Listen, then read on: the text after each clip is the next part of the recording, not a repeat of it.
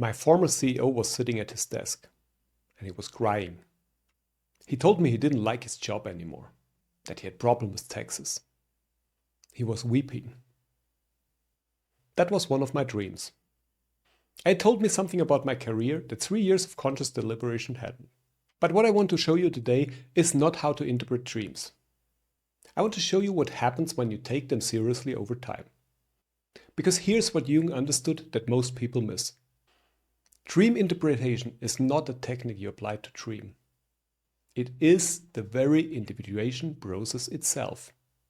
Because every time you write down a dream and you sit with its images and you resist the urge to explain it away, you're bringing the unconscious into relationship with consciousness. And that relationship is what Jung called the transcendent function.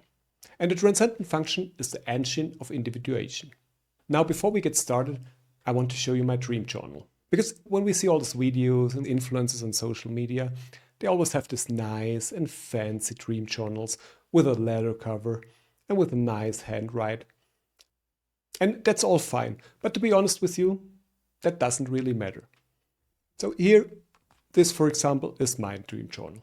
It's a simple notebook. My handwrite is really not the best. I just put a date and I make my entries. And it doesn't really matter how it looks like. The most important thing is that you have something that you can grab early in the morning, immediately after you wake up, and start to write without thinking too much about it, just to get it as quickly on paper as possible. Start with writing down a few notes every morning. Then you made already a huge step on your individuation journey. Because to be honest, most professionals dismiss their dreams as neurological noise. But in doing so, they ignore the nightly diagnostic report from the part of your psyche that sees everything their conscious mind refuses to. And in this video, I want to show you what that report actually looks like. Not in theory, in these very pages. So before we start having a look into my entries, I need to say something about what individuation actually is. Because it gets misused constantly. Individuation is not self-improvement. It's not becoming a better version of yourself. It's also not a therapeutic goal or a productivity framework. Jung described individuation as the lifelong process of becoming psychologically whole. And that means to integrate your unconscious part with your conscious parts. And that includes the parts of yourself that you've rejected, suppressed, or simply never met. And Jung had a metaphor I keep coming back to. The first half of life is like the sun rising. You build, you achieve, you establish yourself in the world. And the second half is the descent. It's not failure, it's a descent. You're going more towards depth, toward interiority, toward the question of who you actually are, than the roles you've been playing. And I remember the moment this stopped being a concept for me. It was when from one day to the next I left my corporate career that I'd spent more than 15 years building. And I couldn't explain why I felt more lost than free. And the dreams that came during that period were the first honest account I had of what was actually happening inside. And that was not what I told people. It was also not what I told myself. It was what my psyche was actually processing. And maybe you know that feeling. When the career that once gave you identity starts to feel hollow. And when the ambitions that drove you for 20 years, they begin to lose their grip. And something else is asking for attention.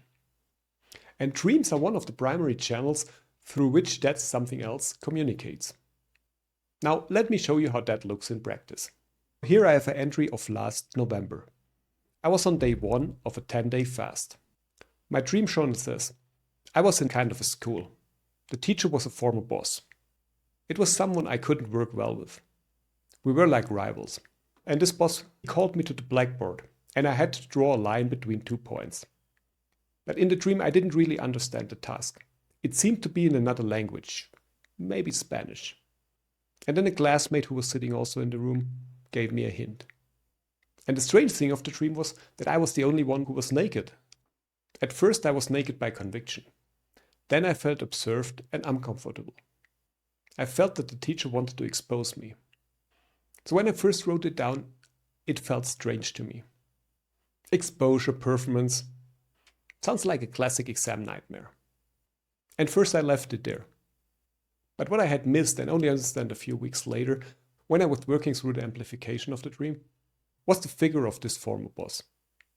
Because in the dream he has authority over me.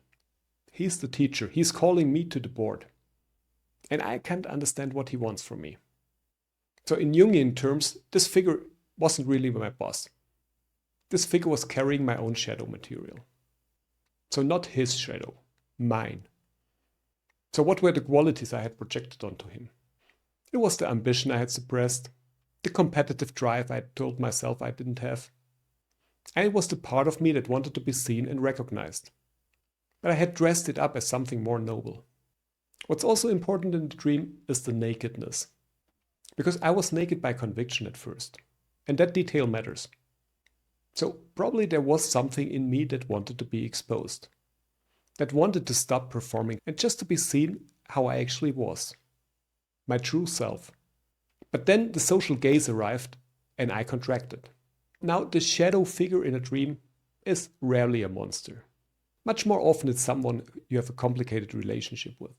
Could be a rival, a critic, or someone who irritates you in ways you can't quite explain. But that irritation is almost always a signal. Because what you can't stand in these persons is usually something you haven't yet acknowledged in yourself. So what actually shifted when I recognized this? I stopped needing to be right about him. The energy I spent for years maintaining a quiet contempt for this person, that energy became available for something else. And that's not a small thing, because we all have limited energy. And that's what integration actually looks like. Not a revelation, more like a release. Then something that had been locked in projection came back to me, because my initial notes in this journal are just surface associations. The journal entries are the raw information that I put down. And usually later I come back to them and analyze them. So a few weeks later, after a series of related dreams, I tried to see what that figure actually was carrying. And this part of dream interpretation is called amplification. Because you don't interpret a dream once and then move on. You return to it and you let it develop. And you get new insights by that. So one of the things that only become visible across years of entries is how certain symbols evolve. That means not what they mean in isolation, but how they change over time. So for example, I have a recurring architectural motif in this journal. And these are certain buildings, specifically institutional buildings, like schools, offices, exam rooms, corporate high-rises. And the interesting thing here is not any single appearance of this symbol. It's the trajectory. So early in this journal, and also throughout the fasting period in late 25, the buildings are oppressive. These are exam rooms where I haven't been prepared, or offices where I don't belong, or a school where I'm being tested in a language I don't understand. And the architecture is always slightly wrong, like the corridors that don't lead where they should, or elevators that move in the wrong direction, or other strange things. Now let me tell you an entry from late December last year. And if you wonder why I'm not reading from my journal directly, but I'm reading from the screen, is that my journal is in German, and for this video I had to translate it to English. So in this stream from 28th of December, I'm in my former company's building, and I'm on the roof, and I have to go down a staircase that's almost vertical. And I nearly fall. But then I find a way. I hang from the round railings and slide down. And it works, it's even enjoyable. And my other colleagues in their business suits, they don't trust it, they're going backwards, they're terrified. But I'm moving differently. But then I have to move with an elevator. And this elevator goes up one floor, but then it changes the direction. It moves horizontally through the building. And from the elevator, I can look into different departments, but I don't really know where I am. And this horizontal elevator is actually one of the interesting images I have returned to a lot of times. Because it captures something precise about that period. That I was moving, but not in the direction the structure was designed for. So the building, the corporate architecture I'd spent 15 years inside, it no longer had a vertical axis that made sense to me. And now let's compare it to a very recent entry in my journal, from 5th of March 26. We're on a plot of land, we're building a house, we're digging out tree roots, and underneath we find a buried volcano. So the building is no longer a given structure I'm navigating. Now it's something I'm constructing. But the ground beneath it, it's not stable. It's a volcano, it's explosive. Then there's also an archaeologist in the dream. And he points out that the land is worth more because of what's underneath. Now that shift from an institutional building to a construction site, or from navigating within a structure to building one, that is actually the individuation process. It's my psyche's self-portrait in motion. And that's something you cannot see in a single entry. You can only see it across months and years. Let's go back to the dream I opened with, the weeping CEO. This is the entry I find most useful to show people who are skeptical of dream work, because it demonstrates something very specific, the compensatory function. Jung's idea was that the unconscious doesn't simply repeat what the conscious mind already knows. It compensates. It shows you the other side. So when you're rigidly identified with one attitude, like professional competence or control or forward momentum, the dream will often show you the opposite. Here's another part from the entry. I was in my old workplace, a small building.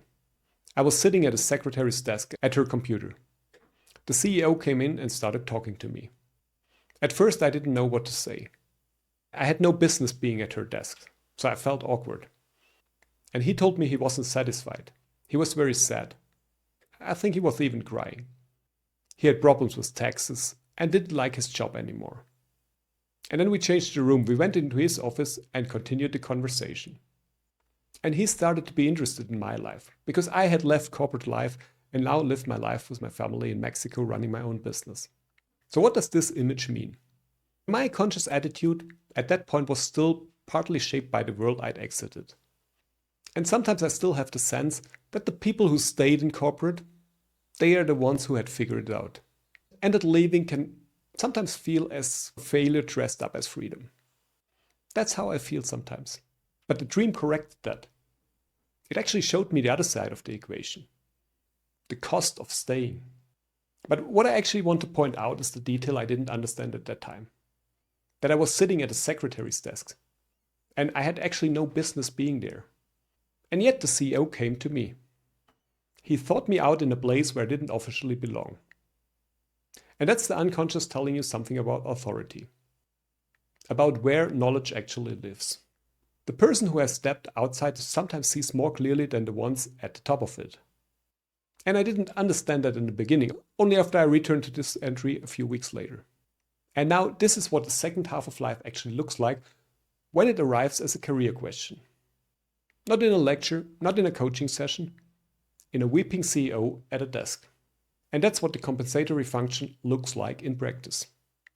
It's not a clear or logical message. It's an image, a symbol. An image that carries more information that you can access on your first reading. So stick with it. Now, there is a reason why most professionals never do this work. And this reason is not laziness. But it's that the culture they operate in insists that the only knowledge worth having arrives in data and deliverables.